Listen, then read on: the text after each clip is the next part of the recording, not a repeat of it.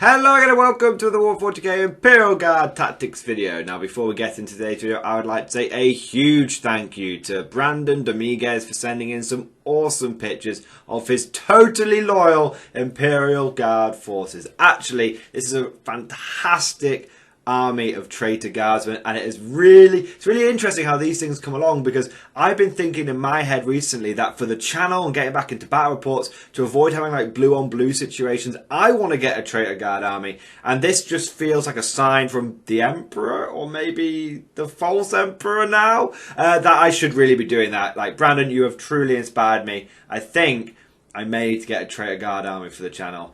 And this one looks just how I imagined it in my head as well. It's all blood back. It's all, and I've been listening to Gaunt's Ghosts and lots of recently. It's fantastic. So I just want to say a huge thank you to Brandon for sending this picture in. I think they're absolutely awesome. I think you've done a fantastic job on creating a traitor guard force here. It's made me really want to get a traitor guard army. So huge thank you. If anyone else has got any cool pictures they want me to use in my videos, please do what Brandon did. You can email them to me at mordianglorytv@gmail.com, or you can post them on my Facebook page, and there will be a link to the Facebook page down in the description below, and my email address will be down there as well.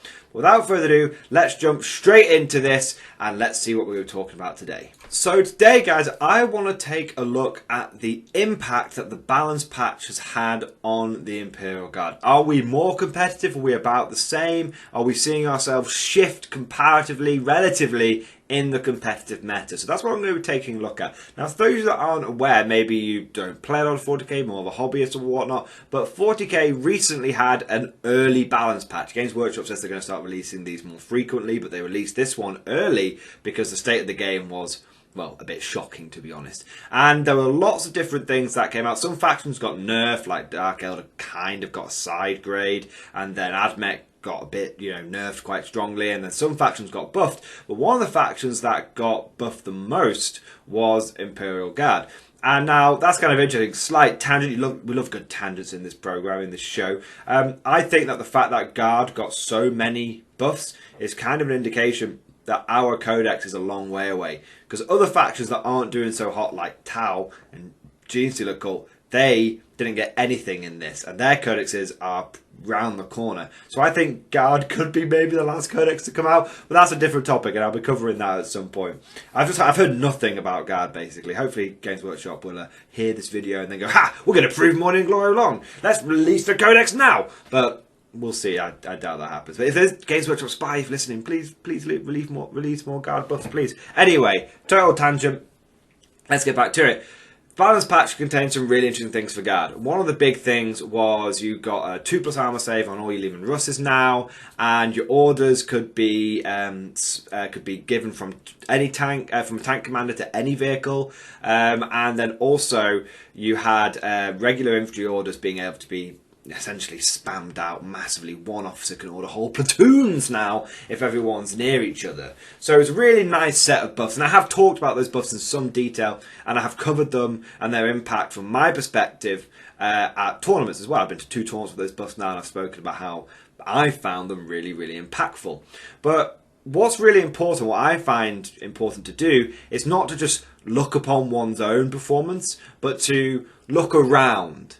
Get your head from above the surface, or bring your head up from being focused on what you're doing, and look around at how other Guard players are performing, how the general faction is doing, what are other players reporting, is it made a difference, has it not? So that's what I've done. I've spent a little bit of time this week just trawling through some BCP tournament results and getting, going through some various Guard forums and whatnot, and getting a bit of a, it's difficult. It's not. Some of it's tangible. Some of it is data driven, but some of it is just getting a feel of what's on the wind. Getting a sense of the room, the general vibe. And I think overall, what I would say is that Guard are now starting to look a lot more favourably in the tournament scene. I think that overall, the balance patch, some people say it didn't go far enough. I initially said it could have gone a bit further. But I think the balance patch has done actually a really nice job. And I think, as I have said a few times, that Guard weren't bottom tier to start with. You were just kind of limited in what you could do. Like Scions were a route and pure infantry were kind of a route, but both of those armies are not really conducive to the mainstream guard player. Most guard players have like a support of Scions or a bit of infantry, but they're not running either pure forms of either one of those armies.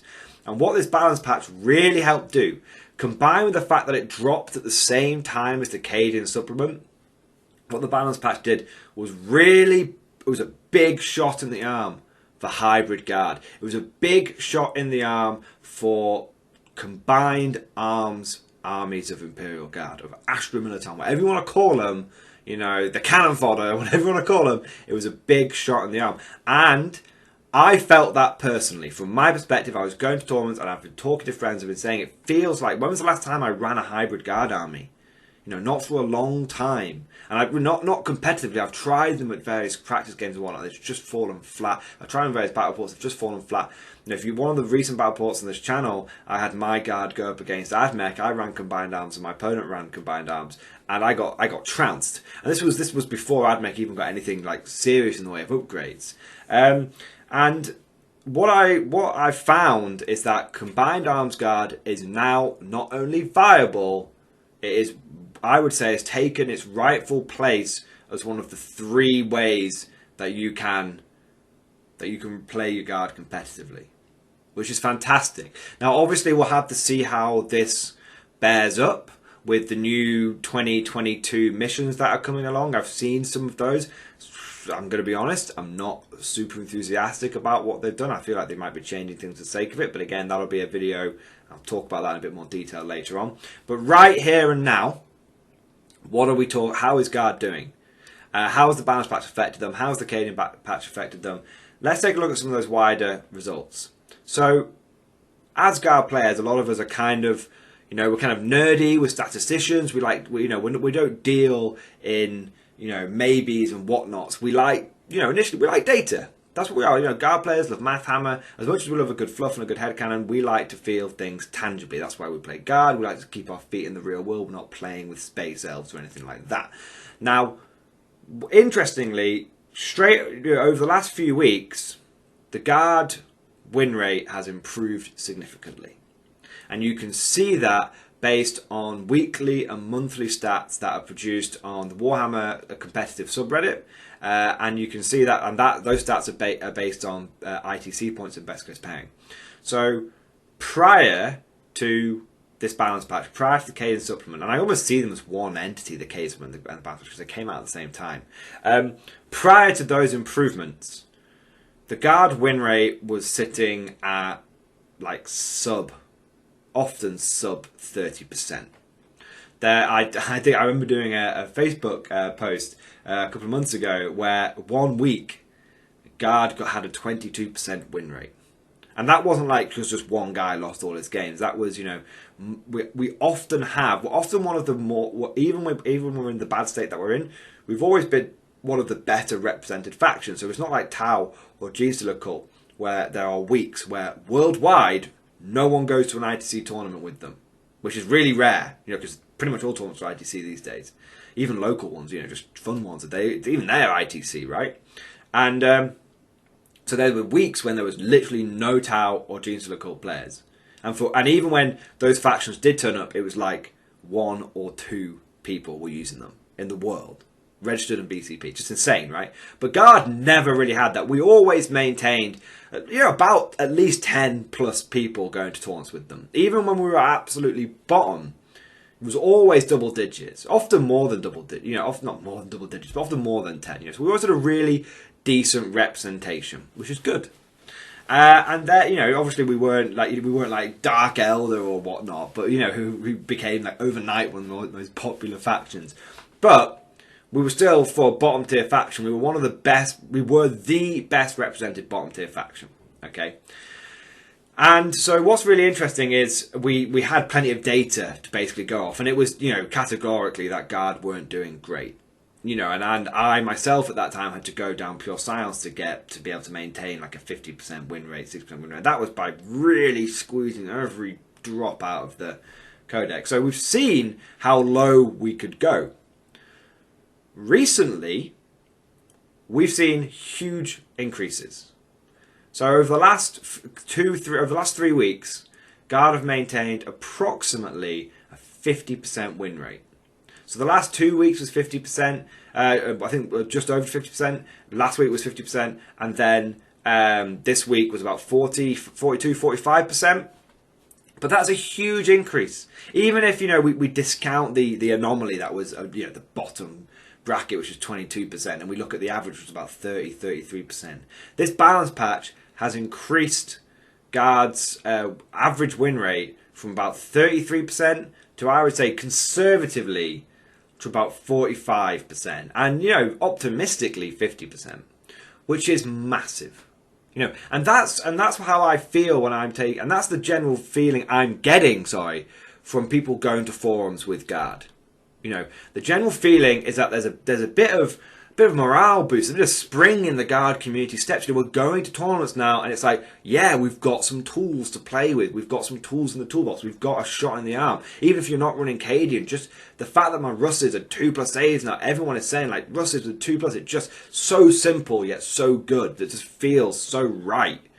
And so overall, I'd say it seems obvious, right? But not only do we have the general feeling, the general vibe, the unquantifiable of we feel better, but the statistics are backing that up.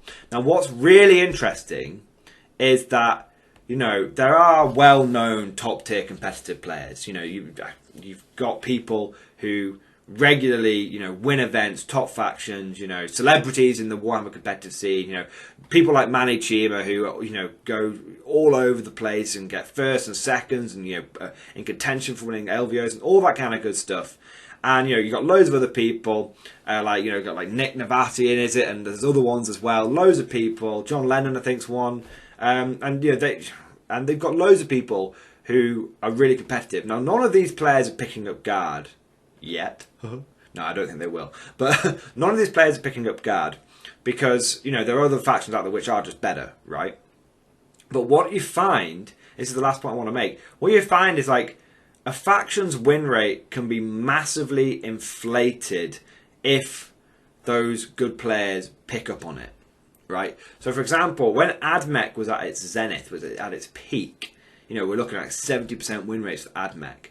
They were hugely represented, and all the top players were running them and smashing face with them and doing really, really well with them. And they were, getting like 60, 70% win rates. And Dark Elder is still very much that way. The interesting thing is that when that faction like Admech is no longer the golden child, it's no longer the go-to faction, and people move on to other stuff, you see that win rate plummet, right? And so if you look at the Admech stats over the last month, over the last few weeks since the balance patch, they have gone through the floor. And it's really strange, right? Because the Admech Coast is still solid. The Admech Coast is still fantastic. Combat Admech, I have seen with mine own eyes a unit of 5 infiltrators go into a squad of like 20 gene stealers, and when they got juiced up by all the buffs and they were like rise and all sorts of kind of crazy stuff, they picked up all 20 in one go. Maybe it's like 15, but you know what I mean? Like it was ridiculous, So you still have that capability. That codex is still able to do that, right? So that codex is still really good. But what's happened is it's become quite obvious that Admech are quite a niche fringe faction, and people were only jumping on them because they were really, really strong, right? So now that Admech are no longer the golden child, all of the the whacker, the top players, the really good competitive crowd, they've moved on. They're using Hive Guard now. They're back on Drukhari. They're picking up Grey Knight. Some of them are running 30 bloody what do you want to call them, Scarbocult Terminators, and the win rate and the representation of Admech is just it's like it's dust. It's put a mote of dust on the wind. It's negligible. There were in the last week of BCP recorded stats, of ITC stats, there were more Guard players than there were Admech players, and Guard had a higher win rate than Admech. That's insane. That's absolutely insane. And what that shows to me is that the only people that are really using Admech anymore are kind of like the die-hard, you know, fans, the people, the actual community, and you know, which is relatively small in comparison to and is in comparison to like the whackers aren't using it anymore. I call it, I don't mean whacker in a derogatory way. You know, it's just someone who wants to win events, right? So what that makes me think is, if the guard community has got a good win rate now, and we've almost got an equal or better win rate than Admech.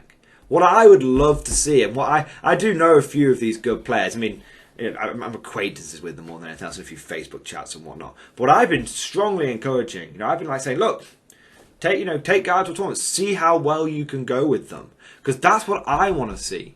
Because at the end of the day, like there are much better players out there than me. I love guard to death, and I love my pure infantry guard to death. And I try and play as well as I can do, and I try loads and loads of tactics. But there are some people out there now, which are I'm man enough to admit this. I'm not the best player in the world. I'm probably not even the best guard player in the world. You look at BCP, I'm not the best guard player in the world by a long way. You know what I mean? But what I know there are better guard players out there than me. I know there's better players out there than me. What I would love to see is someone who just knows, like, competitive 40k. People who are, this is what I was going to say, people who are full-time Warhammer players.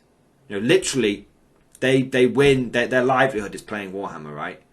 That's not my livelihood, unfortunately.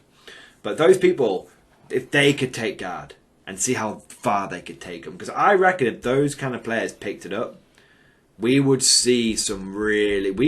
see some impressive win rates from guard. I reckon. But who knows?